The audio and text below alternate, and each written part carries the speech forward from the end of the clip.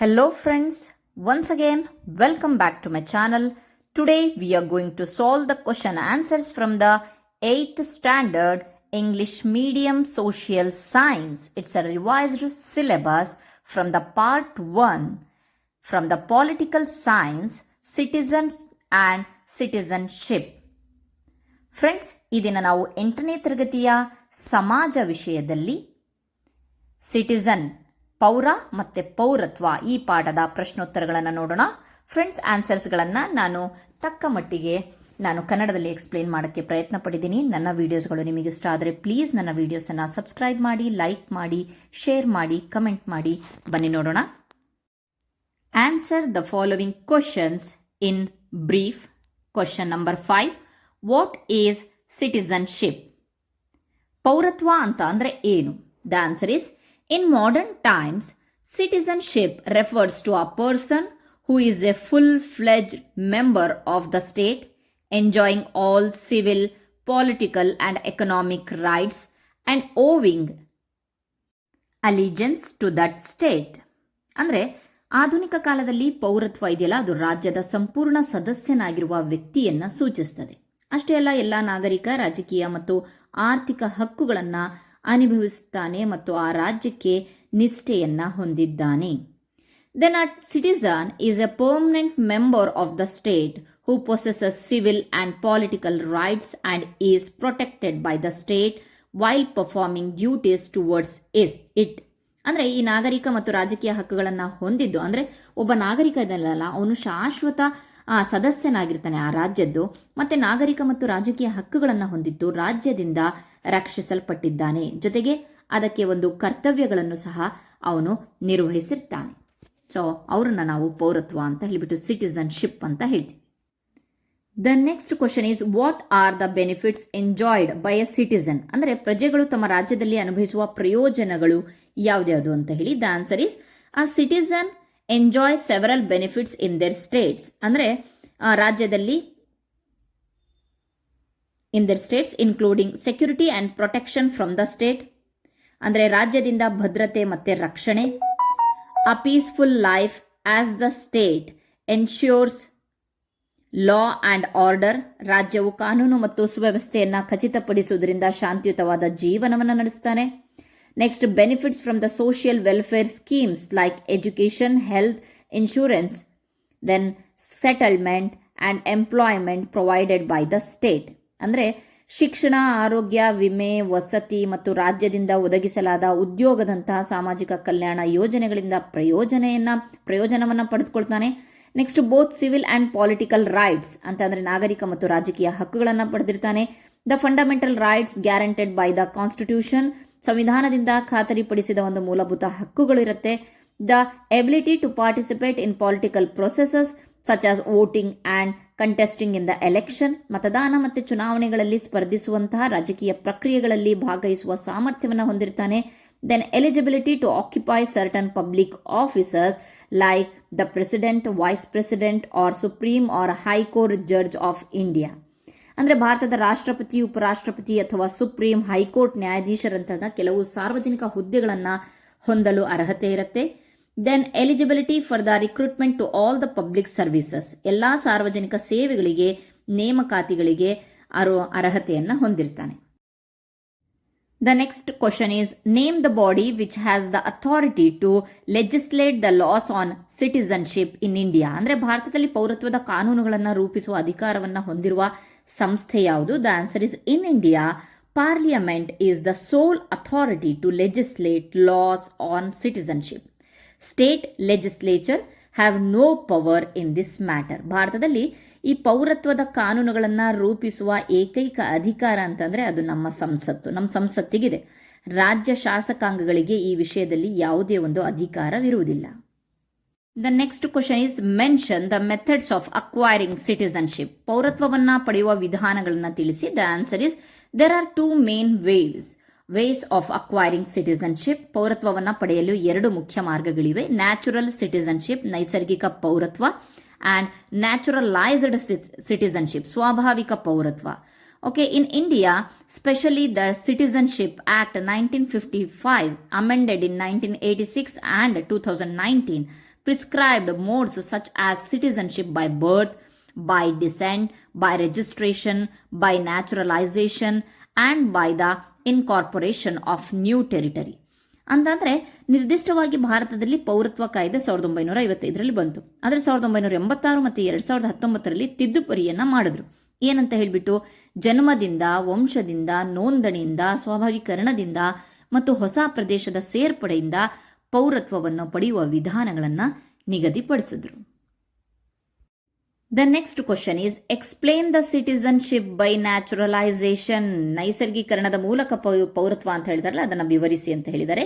The answer is citizenship by naturalisation allows an alien to become a citizen after fulfilling certain condition. ನೈಸರ್ಗೀಕರಣದ ಮೂಲಕ ಪೌರತ್ವವು ಕೆಲವು ಷರತ್ತುಗಳನ್ನು ಪೂರೈಸಿದ ನಂತರ ವಿದೇಶಿಯರಿಗೆ ನಾಗರಿಕರಾಗಕ್ಕೆ ಅನುಮತಿಯನ್ನು ಕೊಡುತ್ತೆ.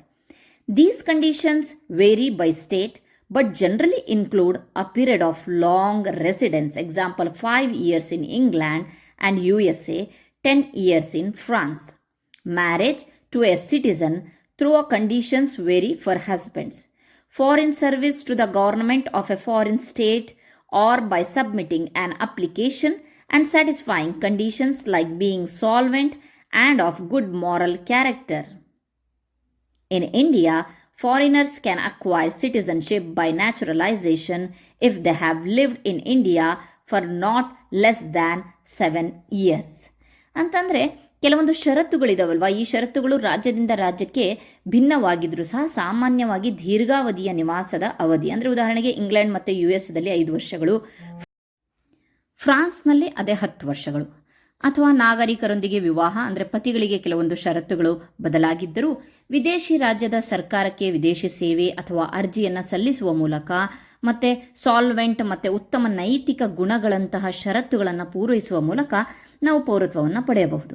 ಆದರೆ ಭಾರತದಲ್ಲಿ ವಿದೇಶಿಯರು 7 ವರ್ಷಗಳಿಗಿಂತ ಕಡಿಮೆ ಇಲ್ಲದ ಒಂದು ಅವಧಿಗೆ ಭಾರತದಲ್ಲಿ ವಾಸಿಸಿದರೆ ಅವರು ನೈಸರ್ಗೀಕರಣದ ಮೂಲಕ ಪೌರತ್ವವನ್ನು ಪಡೆಯಬಹುದು.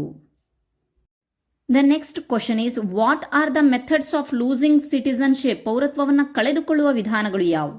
The citizenship can be lost in several ways. ಹಲವಾರು ರೀತಿಯಲ್ಲಿ ನಾವು ಪೌರತ್ವವನ್ನು ಕಳೆದುಕೊಳ್ಳಬಹುದು. The first one is renunciation, ಅಂದರೆ ತ್ಯಜಿಸುವಿಕೆ. Any Indian citizen can voluntarily give up their citizenship by submitting an application. ಅಂದರೆ ಯಾವುದೇ ಭಾರತೀಯ ನಾಗರಿಕನು ಅರ್ಜಿಯನ್ನು ಸಲ್ಲಿಸುವ ಮೂಲಕ ಸ್ವಯಂ ಪ್ರೇರಿತವಾಗಿ ತಮ್ಮ ಪೌರತ್ವವನ್ನು ತ್ಯಜಿಸಬಹುದು.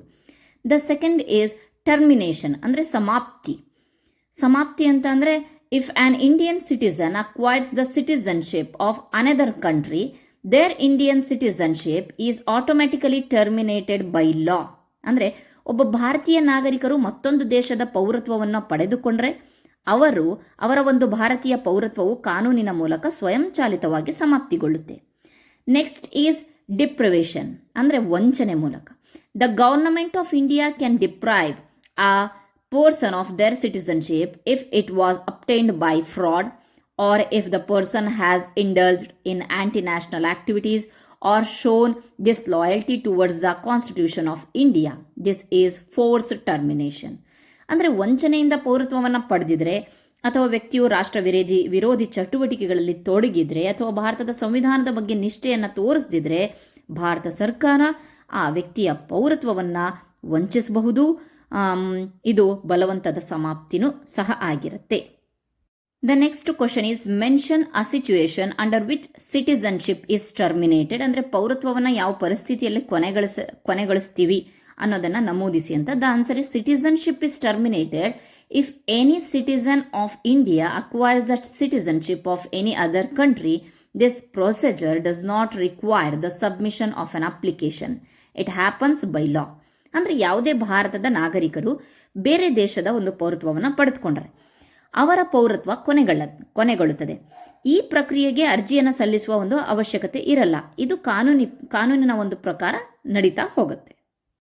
The next question is, mention the types of citizenship and write the differences between them. ಅಂದರೆ ಪೌರತ್ವದ ವಿಧಗಳನ್ನು ತಿಳಿಸಿ ಮತ್ತು ಅವುಗಳ ನಡುವಿನ ವ್ಯತ್ಯಾಸಗಳನ್ನು ಬರೆಯಿರಿ ಅಂತ ಹೇಳಿ. The answer is, there are 2 types of citizenship. 2 ರೀತಿಯ ಒಂದು ಪೌರತ್ವಗಳ ವಿಧಗಳಿವೆ. ಸಿಟಿಸನ್ಶಿಪ್, ಸಿಂಗಲ್ ಸಿಟಿಸನ್ಶಿಪ್, ಏಕ ಪೌರತ್ವ, ಆ್ಯಂಡ್ ಡ್ಯುಯಲ್ ಸಿಟಿಸನ್ಶಿಪ್, ದ್ವಿಪೌರತ್ವ. ಸಿಂಗಲ್ ಸಿಟಿಸನ್ಶಿಪ್ ಅಂತಂದರೆ people have only one citizenship which is national citizenship regardless of the province or state they belong to. There is no separate state citizenship. For example, in India, a person living in Karnataka has Indian citizenship, not separate Karnataka citizenship. ಅಂದರೆ ಏನು ಜನರು ಕೇವಲ ಒಂದು ಪೌರತ್ವವನ್ನು, ಏಕಪೌರತ್ವ ಅಂತ ಅಂದರೆ ಜನರು ಕೇವಲ ಒಂದು ಪೌರತ್ವವನ್ನು ಹೊಂದಿರ್ತಾರೆ. ಅದು ರಾಷ್ಟ್ರೀಯ ಪೌರತ್ವ ಆಗಿರುತ್ತೆ. ಅವರು ಯಾವ ಪ್ರಾಂತ್ಯ ಅಥವಾ ರಾಜ್ಯಕ್ಕೆ ಸೇರಿದವರು ಎಂಬುದು ಲೆಕ್ಕಿಸದೆ ಪ್ರತ್ಯೇಕ ರಾಜ್ಯ ಪೌರತ್ವ ಇರೋದಿಲ್ಲ. ಉದಾಹರಣೆಗೆ ಭಾರತದಲ್ಲಿ ಕರ್ನಾಟಕದಲ್ಲಿ ವಾಸಿಸುವ ವ್ಯಕ್ತಿಯು ಭಾರತೀಯ ಪೌರತ್ವವನ್ನು ಹೊಂದಿರ್ತಾನೆ ಹೊರತು ಕರ್ನಾಟಕದ ಪೌರತ್ವವನ್ನು ಹೊಂದಿರೋದಿಲ್ಲ. The second is dual citizenship ಅಂತಂದರೆ ದ್ವಿಪೌರತ್ವ. This is a system where a person has separate citizenship for a nation and for a state within that nation. ಅಂದರೆ ಇದು ಒಂದು ರಾಷ್ಟ್ರಕ್ಕೆ ಮತ್ತು ಆ ರಾಷ್ಟ್ರದೊಳಗಿನ ರಾಜ್ಯಕ್ಕೆ ವ್ಯಕ್ತಿಯು ಪ್ರತ್ಯೇಕ ಪೌರತ್ವವನ್ನು ಹೊಂದಿರುವ ವ್ಯವಸ್ಥೆ ಆಗಿದೆ. ಆದರೆ ನಮ್ಮ ಭಾರತದಲ್ಲಿ ಏಕಪೌರತ್ವ ಇದೆ. ಇಡೀ ಭಾರತಕ್ಕೆ ಒಂದೇ ಪೌರತ್ವ. ಮತ್ತೆ ಕರ್ನಾಟಕಕ್ಕೊಂದು ಪೌರತ್ವ, ತಮಿಳುನಾಡಿಗೊಂದು ಪೌರತ್ವ ಅಥವಾ ಆಂಧ್ರ ಪ್ರದೇಶಕ್ಕೊಂದು ಪೌರತ್ವ ಅಂತೇಳಿ ರಾಜ್ಯಕ್ಕೆ ಸಪ್ರೇಟ್ ಮಾಡಿಲ್ಲ.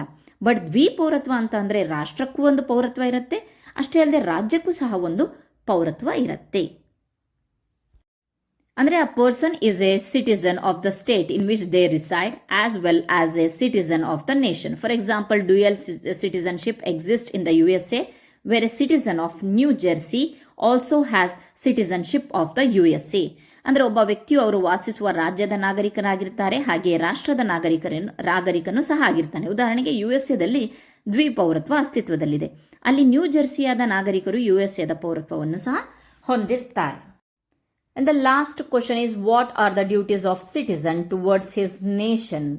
ಪ್ರಜೆಗಳು ತಮ್ಮ ರಾಷ್ಟ್ರದ ಕಡೆಗೆ ಯಾವ ಯಾವ ಕರ್ತವ್ಯಗಳನ್ನು ಹೊಂದಿದ್ದಾರೆ ಅಂತ ಹೇಳಿ. The answer is, citizens have several duties towards their nation as rights and duties are interconnected. ಅಂದರೆ ಪ್ರಜೆಗಳು ತಮ್ಮ ರಾಷ್ಟ್ರದ ಕಡೆಗೆ ಹಲವಾರು ಕರ್ತವ್ಯಗಳನ್ನು ಹೊಂದಿದ್ದಾರೆ, ಏಕೆಂದರೆ ಹಕ್ಕುಗಳು ಮತ್ತು ಕರ್ತವ್ಯಗಳು ಪರಸ್ಪರ ಸಂಬಂಧವನ್ನು ಹೊಂದಿದೆ. ಅವುಗಳು ಯಾವುದ್ಯಾವುದಪ್ಪ ಅಂತಂದರೆ, the first one is respecting the constitution and obeying the laws of the government. ಸಂವಿಧಾನವನ್ನು ಗೌರವಿಸುವುದು ಮತ್ತು ಸರ್ಕಾರದ ಕಾನೂನನ್ನು ಪಾಲಿಸುವುದು. Protecting national honour and dignity by words and deeds. ನಮ್ಮ ಮಾತು ಮತ್ತು ಕೃತಿಗಳಿಂದ ರಾಷ್ಟ್ರೀಯ ಗೌರವವನ್ನು ಮತ್ತು ಘನತೆಯನ್ನು ರಕ್ಷಿಸುವುದು. Not indulging in anti national activities. ಯಾವುದೇ ರಾಷ್ಟ್ರ ವಿರೋಧಿ ಚಟುವಟಿಕೆಗಳಲ್ಲಿ ತೊಡಗಿರಬಾರದು. Opposing and checking evil practices like corruption, nepotism, dowry and child marriage through constitutional means. ಭ್ರಷ್ಟಾಚಾರ, ಸೃಜನ ಪಕ್ಷಪಾತ, ವರದಕ್ಷಿಣೆ, ಬಾಲ್ಯ ವಿವಾಹದಂತಹ ದುಷ್ಟ ಪದ್ಧತಿಗಳನ್ನು ಸಂವಿಧಾನಾತ್ಮಕ ವಿಧಾನಗಳ ಮೂಲಕ ವಿರೋಧಿಸುವುದು ಮತ್ತು ತಡೆಯುವುದು. Participating in the political activities of the state as government quality depends on the citizen quality. ಅಂದರೆ ರಾಜಕೀಯ ಚಟುವಟಿಕೆಗಳಲ್ಲಿ ಭಾಗವಹಿಸಬೇಕು, ಏಕೆಂದರೆ ಸರ್ಕಾರದ ಗುಣಮಟ್ಟವು ಪ್ರಜೆಯ ಗುಣಮಟ್ಟವನ್ನು ಅವಲಂಬಿಸಿರುತ್ತದೆ. The next point is placing national interest above personal interest and working for national progress. ಅಂದರೆ ವೈಯಕ್ತಿಕ ಹಿತಾಸಕ್ತಿಗಿಂತ ನಾವು ರಾಷ್ಟ್ರೀಯ ಹಿತಾಸಕ್ತಿಯನ್ನು ಮೊದಲು ಪ್ರಿಫರೆನ್ಸ್ ಕೊಡಬೇಕು ಮತ್ತು ರಾಷ್ಟ್ರೀಯ ಪ್ರಗತಿಗಾಗಿ ಶ್ರಮಿಸಬೇಕು. Being service minded and prepared to sacrifice for the nation. ಸೇವಾ ಮನೋಭಾವವನ್ನು ಹೊಂದಿರಬೇಕು ಮತ್ತು ರಾಷ್ಟ್ರಕ್ಕಾಗಿ ತ್ಯಾಗ ಮಾಡಲು ಸಿದ್ಧವಾಗಿರಬೇಕು. Then following paying taxes and defending the nation ಅಂತಂದರೆ ತೆರಿಗೆಗಳನ್ನು ಕಾಲಕಾಲಕ್ಕೆ ಸರಿಯಾಗಿ ಪಾವತಿಸಬೇಕು ಮತ್ತು ರಾಷ್ಟ್ರವನ್ನು ರಕ್ಷಿಸಬೇಕು. Following and practising the fundamental duties incorporated in the constitution article 51A added in 1976 which makes citizens aware of their social and economic obligations and guide their actions in the country's interest. ಅಂದರೆ ಸಂವಿಧಾನದಲ್ಲಿ ಸೇರಿಸಲಾದ ಮೂಲಭೂತ ಕರ್ತವ್ಯಗಳಿದಾವಲ್ವಾ, ವಿಧಿ 51A 1976 ಅಲ್ಲಿ ಸೇರಿಸಿದಾರಲ್ಲ, ಅದನ್ನು ಅನುಸರಿಸುವುದು ಮತ್ತು ಪಾಲಿಸುವುದು. ಇದು ನಾಗರಿಕರಿಗೆ ಅವರ ಸಾಮಾಜಿಕ ಮತ್ತು ಆರ್ಥಿಕ ಜವಾಬ್ದಾರಿಗಳ ಬಗ್ಗೆ ಅರಿವು ಮೂಡಿಸುತ್ತೆ ಮತ್ತು ದೇಶದ ಹಿತಾಸಕ್ತಿಗಾಗಿ ಅವರ ಕಾರ್ಯಗಳನ್ನು ಒಂದು ಗೈಡ್ ಮಾಡುತ್ತೆ ಅಥವಾ ಮಾರ್ಗದರ್ಶನ ಮಾಡುತ್ತೆ. ಇಷ್ಟು ಸಹ ಈ ಒಂದು ಪ್ರಶ್ನೋತ್ತರಗಳಿಗೆ ಸಂಬಂಧಿಸಿದೆ. ಸೊ ಈಗ ನೆಕ್ಸ್ಟ್ ನಾವು ಫಿಲ್ ಇನ್ ದ ಬ್ಲಾಂಕ್ಸ್ ಇದೆ, ಅದನ್ನು ನಾನು ಕಂಟಿನ್ಯೂ ಮಾಡ್ತಾ ಇದ್ದೀನಿ. The next main is fill in the blanks with suitable words. ಖಾಲಿ ಬಿಟ್ಟ ಸ್ಥಳಗಳನ್ನು ಸರಿಯಾದ ಪದಗಳಿಂದ ತುಂಬಿರಿ. The first question is, the people living in India under the British rule were termed as subjects. Subjects means subjects of the British. British ಆಳ್ವಿಕೆಯಲ್ಲಿ ಭಾರತದಲ್ಲಿ ವಾಸಿಸುತ್ತಿದ್ದ ಜನರನ್ನ ಏನಂತ ಹೇಳಿಬಿಟ್ಟು ಕರಿತಿದ್ರು? ಸಬ್ಜೆಕ್ಟ್ಸ್ ಅಂತ ಹೇಳಿ ಕರಿತಿದ್ರು. Second question is a temporary residing foreigner in our country is called alien. ಅಂದರೆ ನಮ್ಮ ದೇಶದಲ್ಲಿ ತಾತ್ಕಾಲಿಕವಾಗಿ ವಾಸಿಸುವ ವಿದೇಶಿಗರನ್ನ ಏಲಿಯನ್ ಅಂತ ಹೇಳಿ ಕರೀತಿದ್ರು. The third question is citizenship act was passed in the year 1955. ಪೌರತ್ವ ಕಾಯ್ದೆ 1955ರ ಒಂದು ವರ್ಷದಲ್ಲಿ ಅಂಗೀಕರಿಸಲ್ಪಟ್ಟಿತು. The last question is the method through which you have acquired citizenship is. Citizenship by birth ಅಂದರೆ ನೀವು ಪೌರತ್ವವನ್ನು ಪಡೆದುಕೊಳ್ಳುವ ವಿಧಾನ ಯಾವುದಾಗಿದೆ? ಸೊ ಅದನ್ನು ನಾವು ಸಿಟಿಸನ್ಶಿಪ್ ಬೈ ಬರ್ತ್, ಜನನದಿಂದ ಪಡೆದುಕೊಳ್ಳುವಂತಹ ಪೌರತ್ವ ಅಂತ ಹೇಳ್ಬೋದು. ಇದಿಷ್ಟು ಈ ಒಂದು ಪಾಠಕ್ಕೆ ಸಂಬಂಧಿಸಿದ ಪ್ರಶ್ನೋತ್ತರಗಳಾಗಿದೆ. So thank you friends.